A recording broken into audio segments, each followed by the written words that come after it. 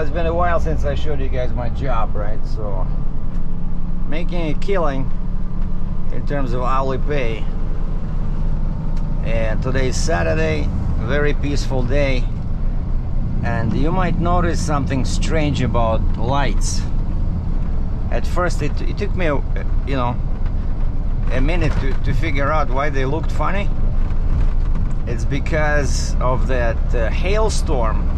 Many lights lost that cover, you know, like over the light there's like a little cover that protects it and makes it brighter. And if I see any like that, like there was some at the previous intersection I just went through, but yeah, that storm was crazy, you know, just very short, right? Like, I don't know, 15-20 minutes, but did so much damage. I still haven't heard from my claim advisor, but first it was some guy with a Filipino name, and then all of a sudden I go in the app on the phone of my insurance company, and actually it's pretty convenient, you know, right on the phone you can see the update, like, you know, track your claim. I click on that, they say, yeah, one claim active, this is your, and then that gives me a claim adjuster name, and I see it's a different name now. It's like a American or Canadian name, and the guy is somewhere in Nova Scotia, so he's 2 hours forward of me. And so I sent him an email. I said, what's the next step? He has a few pictures. Even, you know, he did not call me or anything. So now I checked the other day, and now there's an update there. It says wait for a call from one of our service providers. So I'm guessing what's gonna happen is that some auto repair shop, or maybe like a Chrysler dealer or something like that, will call me and tell me to come over for inspection. And so they will do a quote how much it would cost, to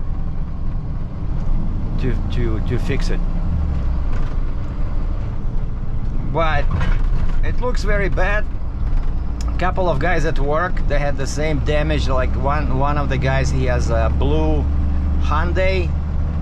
It was pretty much like a new car. Now it looks as if it went through a war zone, same as mine, you know. But hopefully they'll fix it, except I don't know how I ended up, because I didn't anticipate this, you know. Normally I use a big deductible just to keep the monthly payments low, and my deductible is 5 grand, so that's not good. So let's say if they assess the repair cost at 15K, the insurance company will only pay for 10,000. But I guess I can always ask them for a check, you know, like give me the money, and I'm pretty sure I can find a cheaper way of fixing it. Like first thing I would do is just replace the hood, you know, get a new hood, repaint it to match the car. Of course that's probably gonna cost like a couple of $1,000, but that's where I can use the money if they give me a check, you know, for let's say 10 grand. And then the rest, most noticeable, is that plastic panel on the driver's side on the roof has a piece missing, so that thing has to be replaced. Those are not cheap.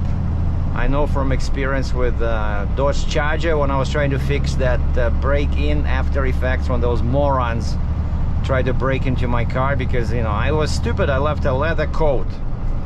That's what I did. And the windows were not tinted like here. Here on this Jeep, the rear windows and the very rear window are tinted, so you cannot see anything that's on the back seat, because here by law in Canada you cannot have any tint on the windshield or driver window or passenger window, you know, like the first 3 windows, but the back can be tinted.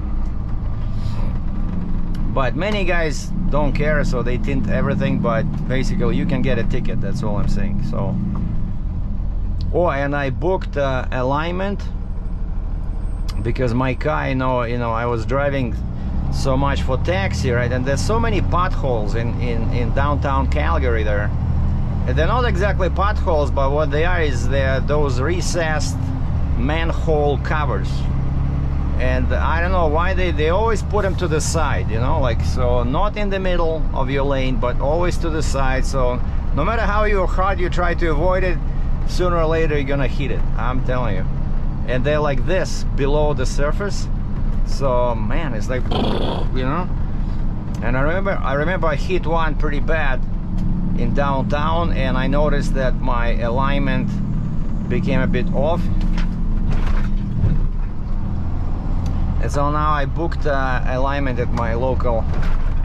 Yeah, I see like these ones over here, like 1 inch below the surface. I don't know why it takes a genius to make them level, like. All right, so this is my first delivery of the day in a Freightliner, and like I mentioned, this is Saturday because it's my turn. Now we only have 2 drivers, me and the other guy, and so we alternate Saturdays. Like last Saturday I was off, he worked. Now this Saturday he's off, I'm working. But honestly, I like weekends ever since my trucking days, because there's less traffic, people are less stressed, right? There's no morning and afternoon rush where people rush to work. So it's kind of like peaceful, I like it. So I stopped on the way, grabbed my coffee at Starbucks, and I'm not wearing my construction pants, I'm just wearing these track pants, which, are super stylish. I think I paid 15 bucks at a Walmart, so these are pretty expensive pants, very proud of them. I own 2 pairs, so $15 pants, man. So finally I can afford something good when I'm 62 years old, like when I was like 16, 15, if somebody would tell me that one day I'd be buying stuff at Walmart in Canada, I'd probably slap them in the face. Because when I was in school, if you listen to my 0 to 60 tapes, actually, yeah, I think I was talking about this, about clothes. And of course in the Soviet Union, there was pretty much zero access to Western stuff, like jeans, sneakers, we just had our Soviet-made kedi, like Skechers, but all from rubber. Everything was locally made, so it was poor quality. And my mom would often buy stuff that was on sale, and not at a store, but at a kind of like a second-hand store, And I said, Mom, like, I'm ashamed to show up like this at school. And she's like, but what are you talking about? These are new things. And actually, yeah, so many stores, like real stores where they was selling brand new clothes, if nobody buys them, let's say if they're not popular, they just dump them into this second-hand store, and they drop the price. And so my mom was always super good with money, like she was always saving, and like I'm totally opposite of her, but my mom was very good.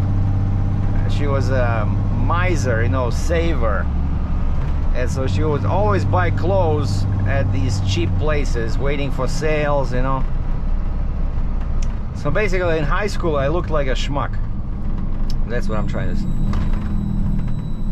So anyway, so this is the first and so yeah, if somebody would tell me that I'd be buying stuff at Walmart, there would be that's a big improvement compared to having stuff bought for you by your mother at a second-hand store, even though it may be new, but I had lots of clothes like that. So basically, yeah, we were poor despite both parents working.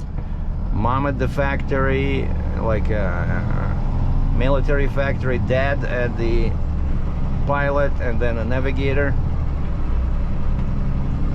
So yeah, I'll do so another segment is coming Sunday. I think I did episode 7, so tomorrow I'll do episode 8.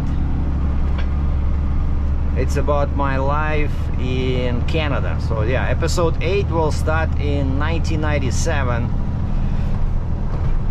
when I landed in Montreal, Quebec, Canada, and became a landed immigrant or green card holder. And this is my first delivery. A gentleman ordered a super lift. You know, it's kind of like a push around lift that allows you to pick up stuff from the ground, kind of like the idea of a forklift, except it doesn't have an engine and you just use your hands and a system of cables to lift something. And then he also ordered a few they call them telepost.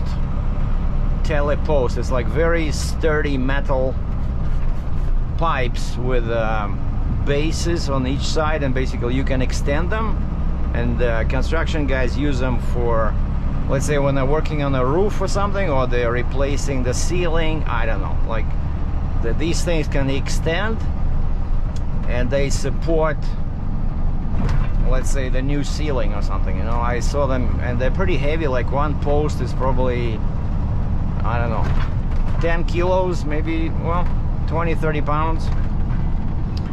And so I have all this on a freight line, even though normally I would use a pickup truck. It would be way easier. You don't have to use as many straps as I did now. But my next stop is a pickup. Like on the way back, so now I'm doing a delivery, but then I'm doing a pickup, and I look at what I'm picking up, and it's a scissor lift. So I definitely cannot pick up a scissor lift in a pickup truck. So what else is happening? I closed my freight broker bond. So not enough money. Like the bond is just, you know, $1,000 US every year, and the company asked for $250 cancellation fee US funds.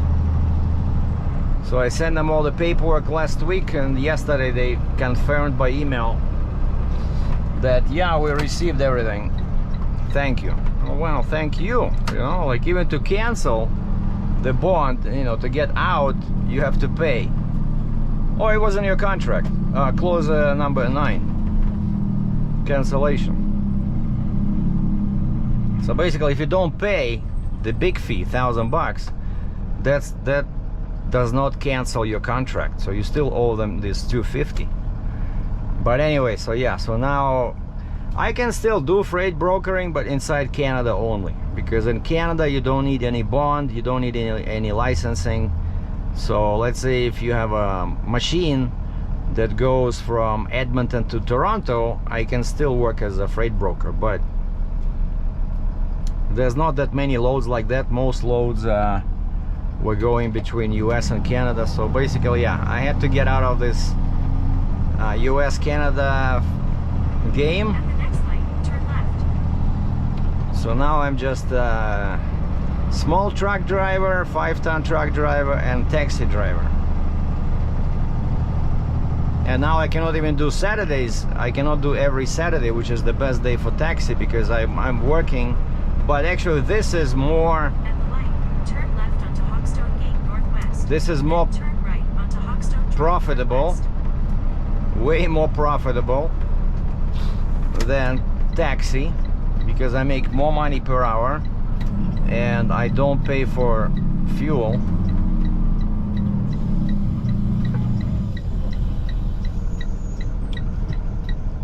Yeah, over here it's probably hard to see, but the green light on the center post, not these ones, but you see that big cover? So the bottom 2 lights are missing covers. Like now where the arrow is flashing, there's no covers. The covers are gone, knocked down by the hail. And so, Next stop sign, turn right. and so the lights look pretty funny. And like I said, there's a bunch of these all over Calgary, especially northeast part. At the stop sign, turn right onto Hawkstone Drive Northwest. Okay, so here the guy said I have to go in the back alley. But what's cool is that, you know, that super lift, it's not easy to handle. And so I laid it down on the side and I hook up a winch to it. And so unloading will be a breeze because I can just tilt my bed and release the winch slowly, and it'll just go to the ground, and then we just lift it. Hopefully the guy will help me over there. But why also I brought the camera is because today I'm doing a recovery mission. We have one of our skid steers, like a small skid steer,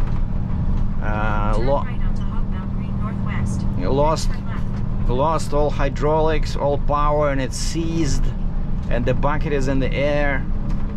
So they told me yesterday that it'll be my job today to go and basically drag that skid steer on the bed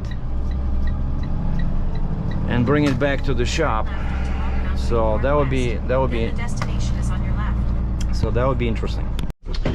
Well, one delivery is done, another happy customer. And sometimes people don't realize that what we do is called curbside delivery. All right, so I came here in the back alley, and well, thankfully the guy says just if you could put it inside the gate. Okay, but technically what we do is just we drop it right here on the curb. Right, we don't have to bring it inside your property. That's your responsibility. But the guy didn't look very fit, you know, not as fit as Captain Sergei. Look at these muscles, man. No, actually I was supposed to do my kettlebells this morning, so I set up the alarm for 5 a.m. Because that's what I have to do, because my shift at work starts at 6:45. So I have to be there like at 6:35 to... I have to be there at 6:45 to...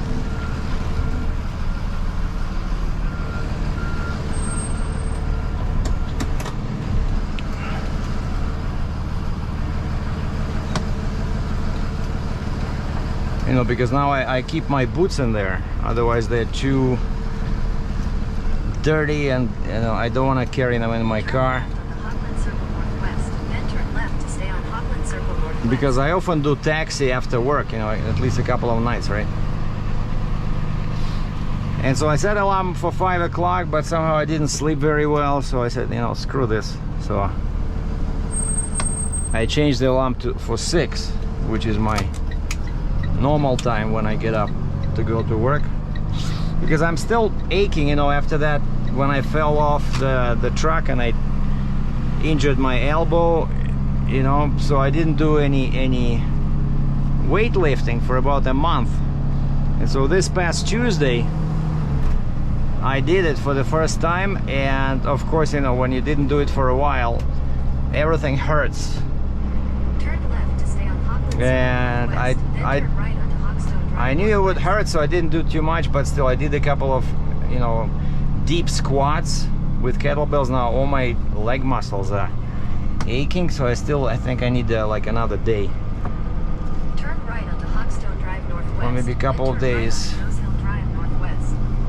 And then I restart, because I definitely want to do it, you know. I don't want to get soft and fat like most guys of my age.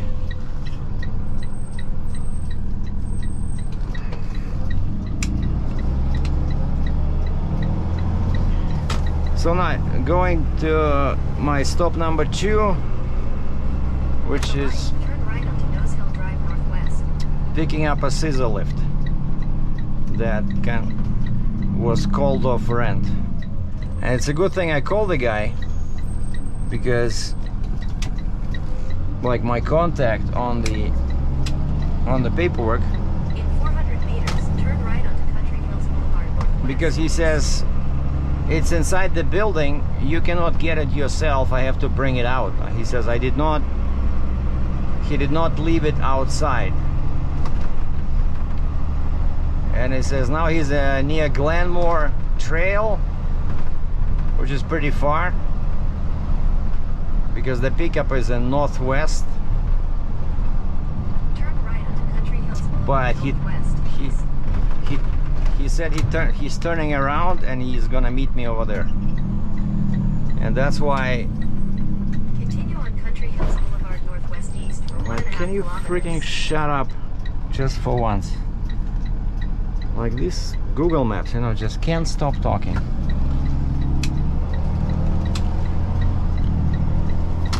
And that's why our company always makes us call the customer before pickup and before delivery.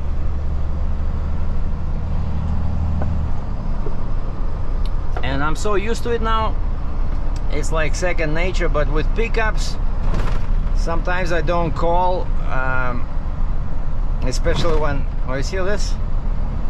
These manhole covers. You see, okay, this one is in the middle. All right, cool. And I don't know why they need so many of them. Well, of course, because I'm going through the residential area, so there's all this water lines underneath. But I hate these recessed manhole covers. It's just, we had this disease, I call it manhole cover disease. We had it in Cambridge, Ontario, where I lived. So you have to drive like this. It's like a slalom, because but sooner or later you're gonna hit one. But Calgary, man, the roads here are definitely worse than in Ontario. I'm not being negative, I'm just stating the fact. I'm not complaining because I'm not going anywhere, but like you see, I already have to spend $190 on alignment. So why would I be happy about it, right? Why? Because there's so many freaking potholes and manhole covers that are half a meter under the surface. See, like these ones, the two over there, they're strategically positioned so you hit them with both wheels. You know, they're not in the middle, they put them right where your wheels are gonna be. Man, idiots. So don't get me started with these manhole covers.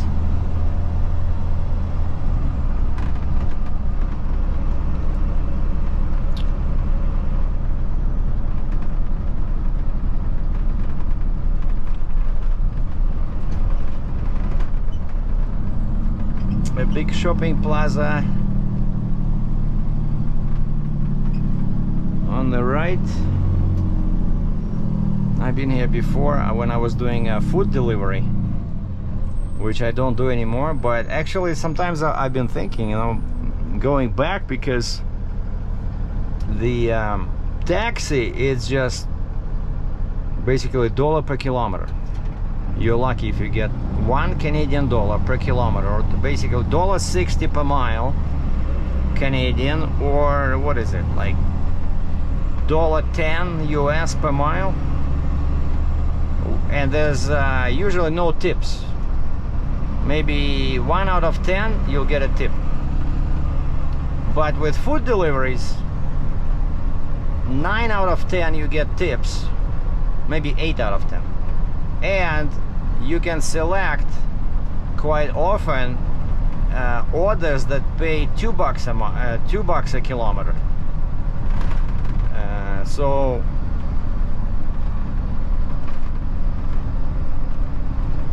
but still, it's with food delivery, it's harder to make, let's say, 200 a day, because you waste a lot of time, you know, at the restaurants, right? You have to find parking, go inside, wait there usually 5, 10, sometimes even 15 minutes for your order, and then you drive to your delivery, you get out of the car, you know, drop it, come back. So it definitely takes longer. Like one order takes longer than a taxi. Taxi, you just sit on your butt, and when it's busy, often you will get another order even while you still have the passenger. You know, like Uber, they're asking you, you want to do it?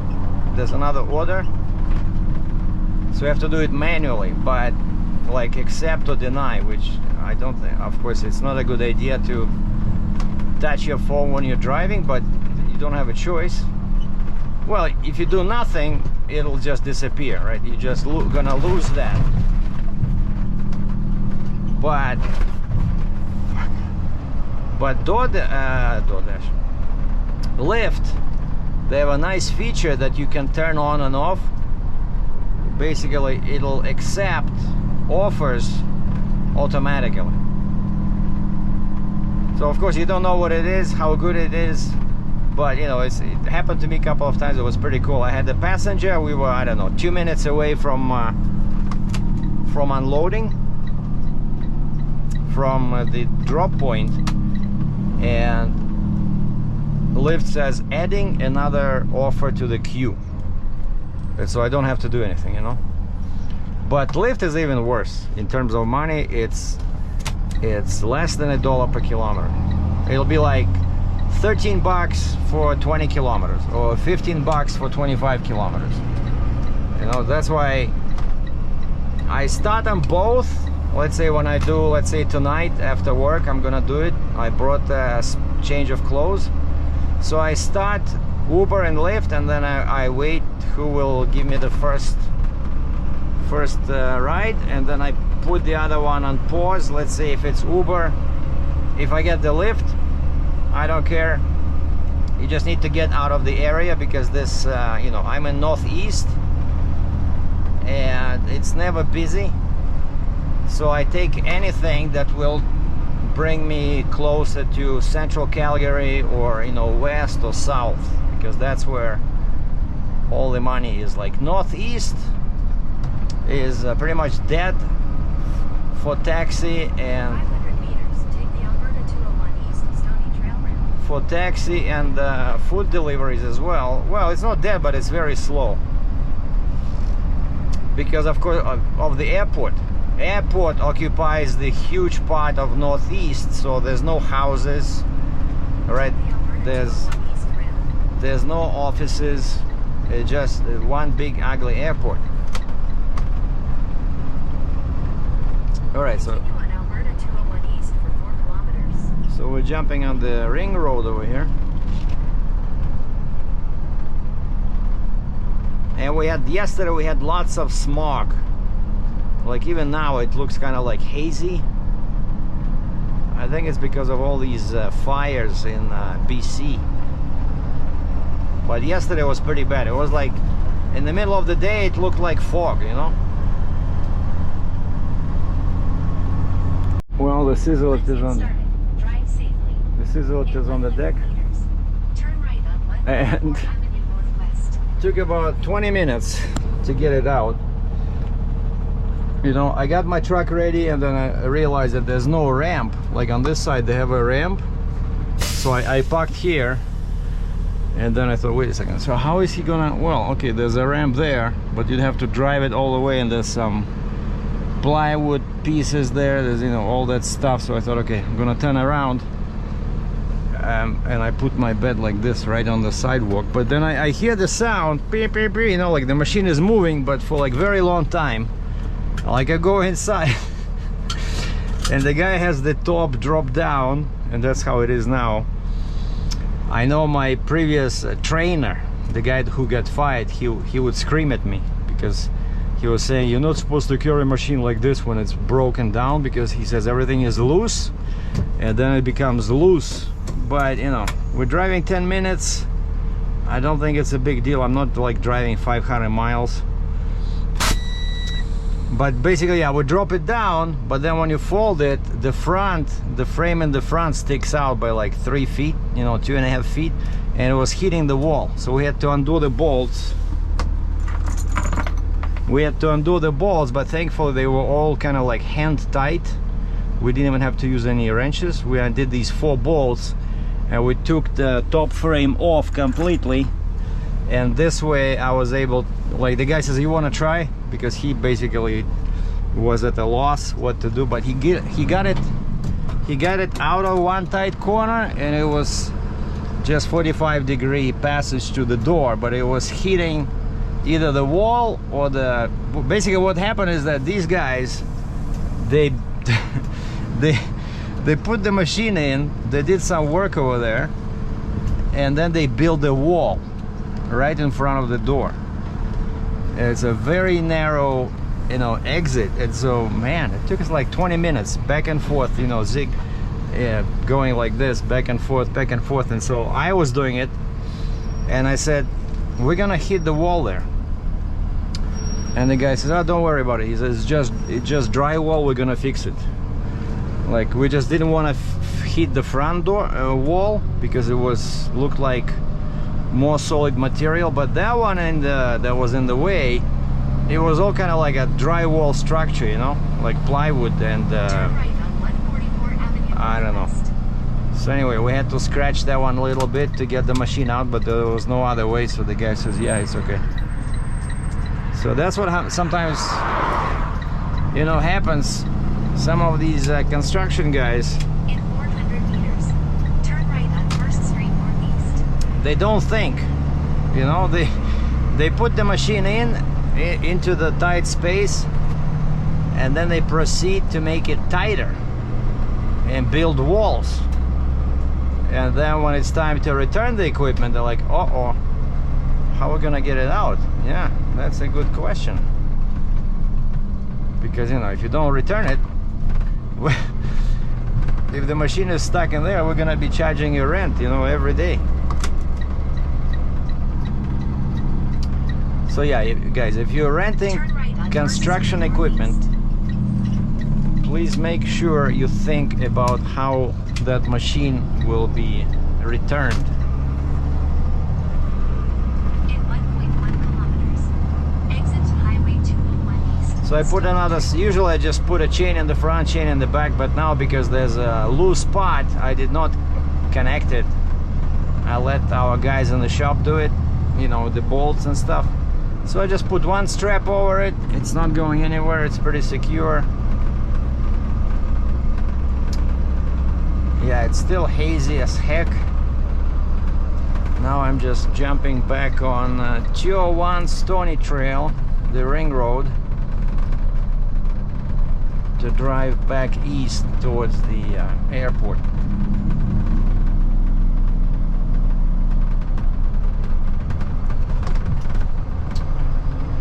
And so this is still not the most exciting adventure today, right? Because I'm gonna be dealing with that probably now when Use the right lane to exit right.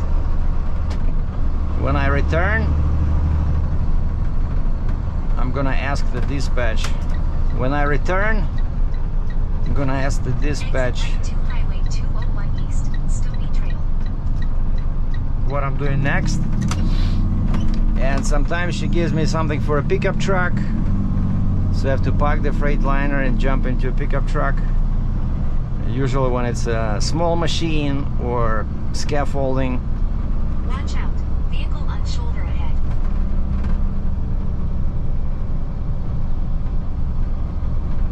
Yeah, this time I'm using Waze.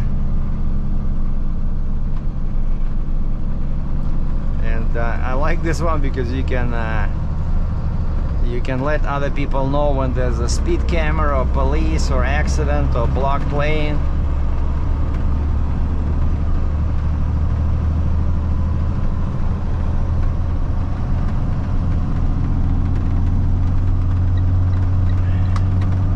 Yeah, and sure enough, 7 kilometers.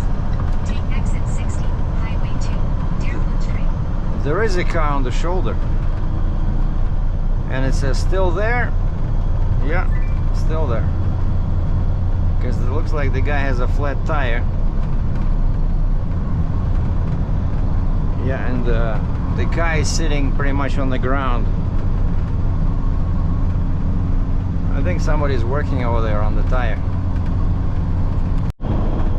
So I brought back that dismantled scissor lift and loaded. This is my delivery number, like trip number 2. So I have 2 deliveries and 1 pickup, and both deliveries are in downtown, which is exciting, but it's Saturday, so should not be too crazy. And The first delivery is a large scissor lift, and the second, the one that I loaded closer to the cab, is two what they call mini lift. It's kind of like a forklift again, except this one is manual. Pretty much same idea as what I delivered before, but this one is smaller, and there's two of them. So they seem pretty popular with guys working in tight quarters where they cannot get a regular forklift. And then after this will be a more interesting load. I'm picking up a mini excavator. So we're gonna sing the traditional Russian song "А я еду за туманом," and we're gonna show you the view from behind the controls of this massive 5,000-pound excavator. Right west, towards city center. Yeah, one way to get to downtown is through the Memorial Drive, which this is the exit from Highway 2 or Deerfoot Trail South. And usually this one is crazy busy on working days. And downtown is straight ahead of me. In 2 kilometers, exit to 4th Avenue South towards city center. Yeah, so now I'm heading west towards downtown. And they're still fixing that flyover, and it's closed to trucks because it's too narrow. Even for this small truck, it's too narrow.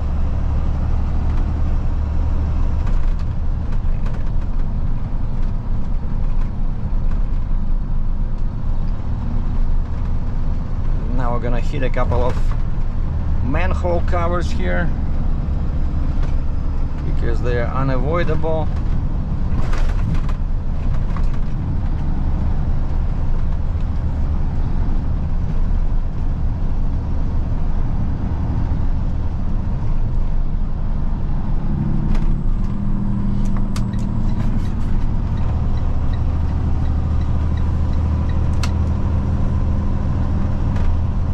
I need to be in the left lane because Watch out, construction on road ahead. yeah, on the left you see this is a light transit LTR.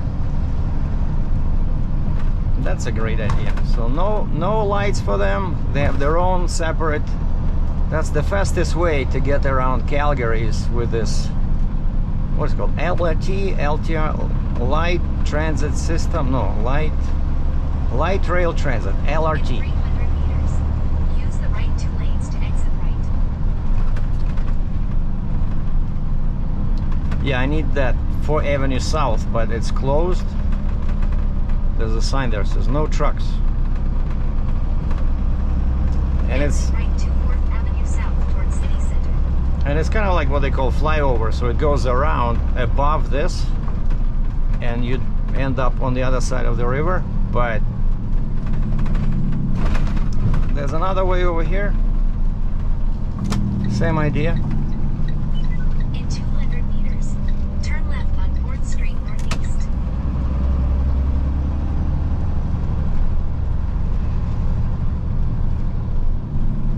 Turn left on 4th Street Northeast.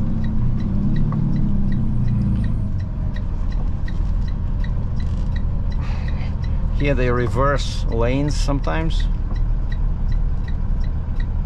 No, that one is the same, like it's for oncoming traffic, but this lane sometimes they give to these guys. You know, you basically have to watch overhead arrows. Otherwise you can go somewhere where, you know, it'll have a red cross, meaning that you cannot go in there. But now both of these lanes have green. Look at this guy. What a moron.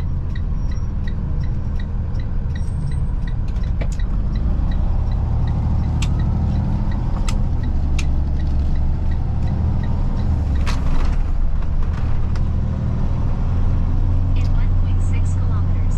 Yeah, see, turn that's left on the 5th Street Southwest. flyover. but there's a perfectly nice bridge. But the idea is the same. We're crossing the river, and now we are entering downtown. And I'm sorry to say, but there's a big bomb infestation problem over here.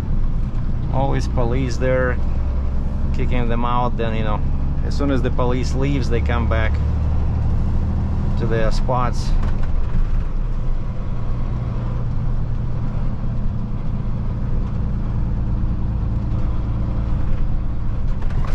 So this is 4th Ave,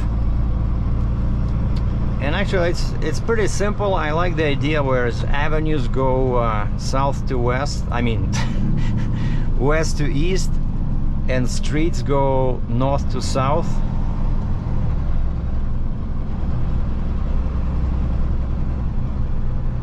Except the lanes here are so narrow. Definitely not for, like, it's a bit narrow for my truck.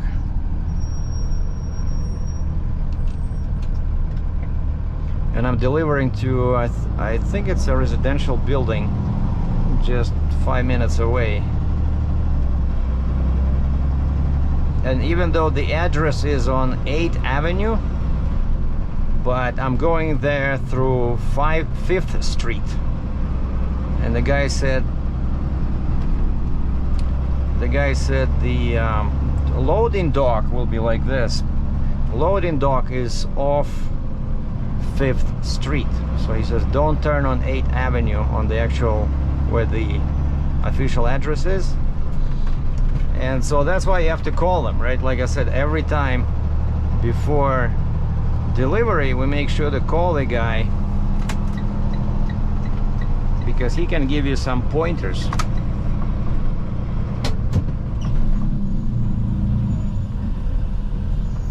That was red, my friend. Yeah, so this is 1st Street Southwest. And the next one will be 2, 3, 4, 5, and then I'm turning left or south on 5th Street and look for the loading bay.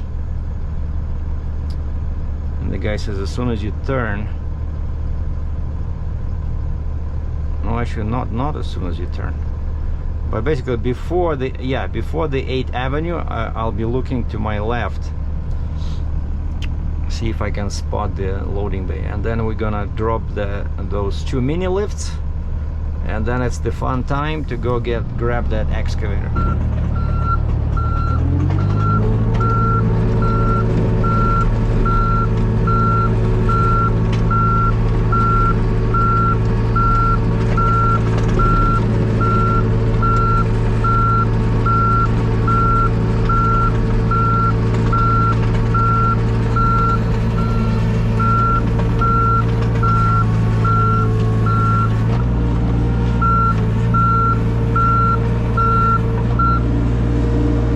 There's a huge hill going this way, and actually I brought this machine here the other day and I made a mistake of parking this way.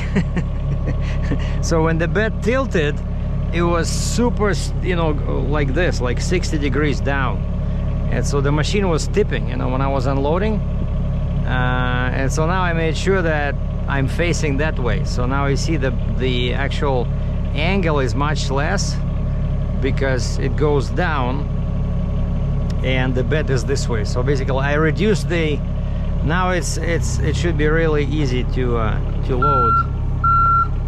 But this is a mini excavator, probably weighs, I don't know, 5,000–6,000 pounds.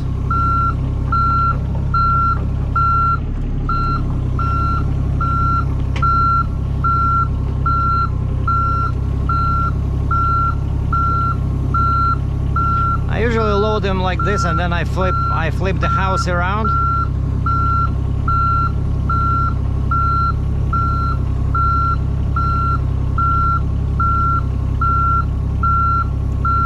Because it's still heavy. I don't want it to be too close to the truck, because you know, the front axle cannot carry as much weight as the rear axle.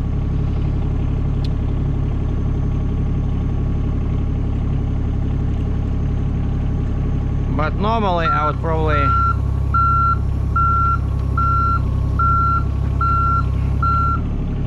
come like this and then drop this bad boy down.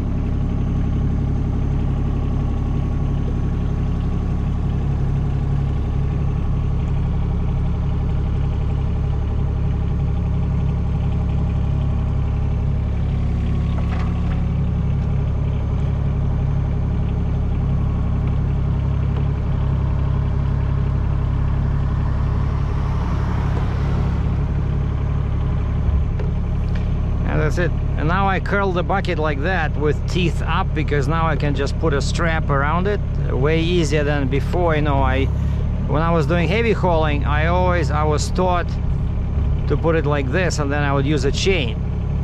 But here I only have slots for chains, so it's not very convenient. So now most guys that drive trucks like these, they do it like this. So teeth pointed to the sky and the sides are flat, and then you just put a strap around it. That's it.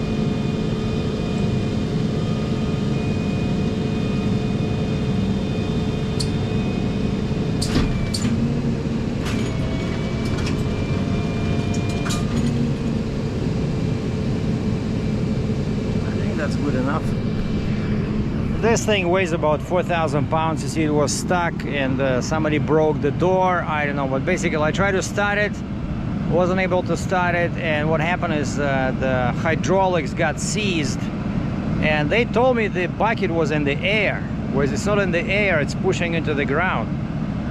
So not sure how we're gonna drag it off, but they said we're gonna use a forklift to drag it off. But the bucket is facing this way. Like, check this out, right? So the bucket is facing this way. Like, how do you drag it this way? You know, like I was able to drag it out, and you see, like I brought my bed right close to it and it worked, but unloading will be a challenge. Okay, let me put some chains on and we'll hit the road.